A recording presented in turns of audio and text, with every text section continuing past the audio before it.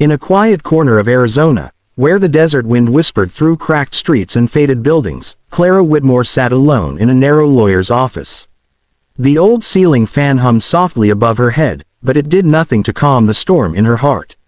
On the desk in front of her lay a thick stack of legal papers, neatly arranged and waiting for her signature. To anyone else, they might have looked harmless. To Clara, they felt like chains ready to close around her life. Across the desk sat Victor Hale, a sharply dressed land developer with cold eyes and a smooth smile.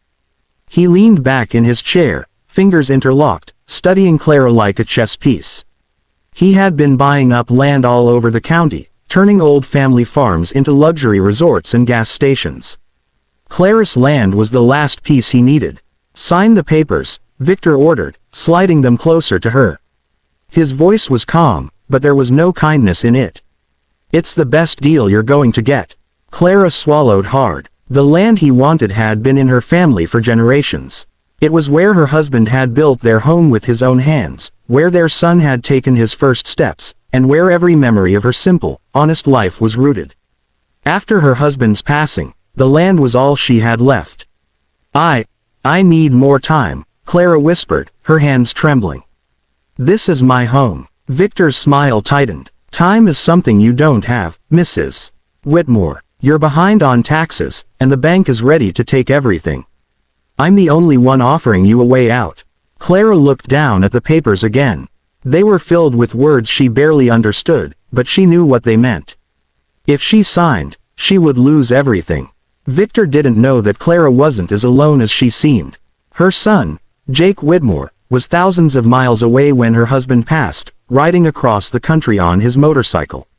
Life had taken him down a different road, one filled with engines, loyalty, and brotherhood. Over the years, he had become a full member of the Hells Angels. He didn't live a quiet life, but he lived by a strict code. And one of those rules was simple: family comes first. Clara had not told Victor anything about her son. She didn't need to, but deep in her heart, she believed Jake would come when she needed him most. Victor leaned forward, tapping the table.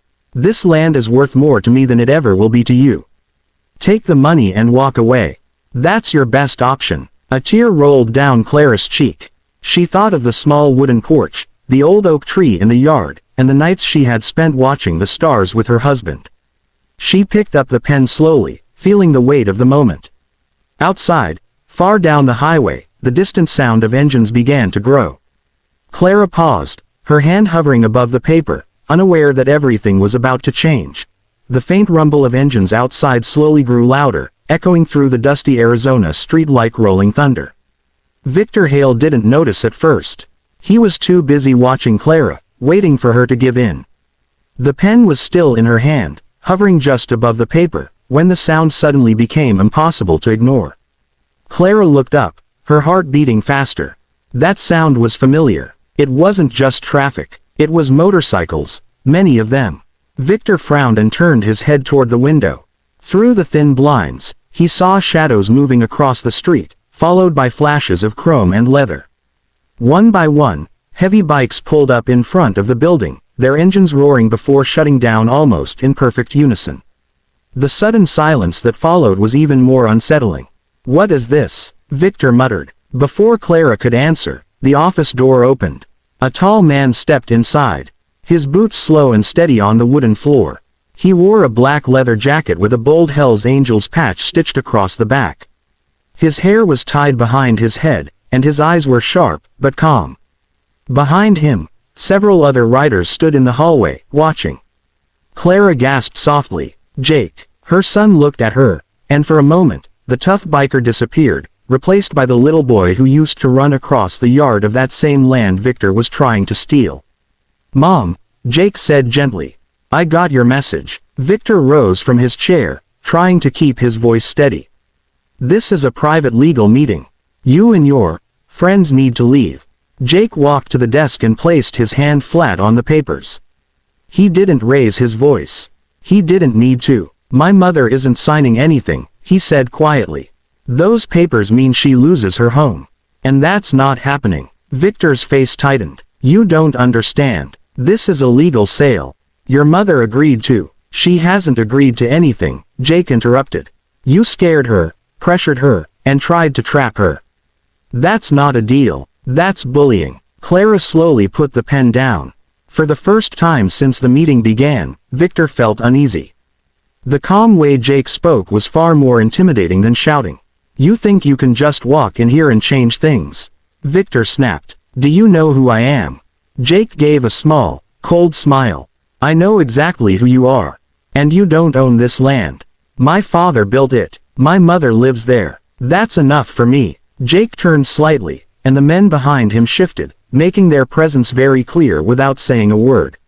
Victor swallowed. There's no need for trouble, he said quickly. We can talk about this. Jake nodded. We are talking. And here's how it's going to go. You walk away. You stop bothering my mother. And you never come near her land again.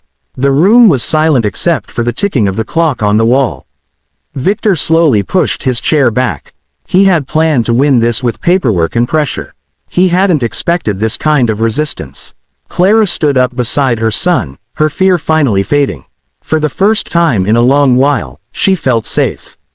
Jake picked up the stack of papers and slid them back across the desk. Meeting's over. Victor Hale gathered his briefcase with shaking hands, his confidence completely broken. Without another word, he walked past Jake and the bikers and hurried out of the office. Through the window, Clara watched him disappear down the street, his expensive car pulling away in a rush. The danger that had been hanging in the air was finally gone. Clara let out a long breath she had been holding for hours. She turned to Jake, her eyes filled with emotion. I didn't want to call you, she said softly. I know your life is different now. But I was so scared. Jake gently took her hands. You never have to be scared alone, Mom. No matter where I am, you're my family. That will never change. Outside, the other riders waited respectfully, giving them space. Jake knew his world wasn't easy to explain, but Clara didn't need to understand everything. She only needed to know that her son was there when it mattered most. They left the office together and stepped into the bright Arizona sunlight. The row of motorcycles lined the street looked powerful and intimidating, but to Clara, they now felt like a shield. Back at the old farmhouse, the familiar smell of dust and dry grass filled the air. Jake hadn't been home in years. The porch was worn, and the paint was peeling, but it was still beautiful in its own way. He walked slowly through the yard, memories flooding back, helping his father fix the fence, racing through the fields, and sitting under the big oak tree on hot summer days. I thought I might lose all this, Clara said quietly. You won't, Jake replied. I promise. Over the next few days, Jake stayed in town. Word spread quickly that Clara Whitmore's son was a Hells Angels rider. Suddenly, the people who once ignored her were polite and careful. The tax office stopped sending threats. The bank backed off. No one dared to push her anymore. But Jake didn't like the idea of his mother being protected by fear alone. He wanted something better for her. One evening, sitting on the porch as the sun set over the desert, Jake made a decision. Mom, he said, I'm going to fix this place up. Make it solid again. You deserve to live without worrying. Clara smiled. You don't have to do that. I know, Jake replied. But I want to. With the help of a few of his brothers from the club, the farmhouse slowly began to change. The fence was repaired, the roof was fixed, and the old barn was cleaned out. It was still the same home, but now it was stronger. When it was time for Jake to leave, Clara hugged him tightly. You saved me, she whispered. Jake shook his head. No, you raised me. That's what saved you. As his motorcycle disappeared down the road, Clara stood on her porch, watching until he was gone. She knew her life would never be the same again, but this time, it was for the better. The land was still hers. Her home was safe.